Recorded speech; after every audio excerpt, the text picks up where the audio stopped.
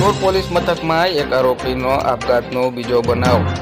સમગ્ર બનાવ અંગે મળતી માહિતી મુજબ ગઈકાલે રાત્રે દારૂ પીધેલી હાલતમાં એક ઈસમની અટકાયત કરવામાં આવી હતી। વિપુલ બાબુભાઈ ચૌહાણ ઉંમર વર્ષ 35 જાતે ભીલની અટકાયત કરવામાં આવી હતી। ત્યારે 10 કલાકની આસપાસ પોલીસ મથકના ઉપરના માળેથી અચાનક બારીમાંથી વિપુલ કૂદી પડ્યો અને ગળી ભરતો દોડધામ મચી જવા પામેલ। જ્યારે પોલીસ સ્ટાફ દ્વારા નીચે આવીને વિપુલને લોહીલુહાણ હાલતે સરકારી હોસ્પિટલ ખાતે ખસેડવામાં આવેલ, જ્યાં ફરજ પરના ડોક્ટરે તેઓને મૃત જાહેર કરેલ। જ્યારે ભૂતકાળમાં સિહોર પોલીસ મથકના બીજા માળ પર ગિરીશ નામનો દલિત યુવાન જાતે પેટ્રોલ છાંટી સળગી ઉઠેલ અને આપઘાત કરેલ।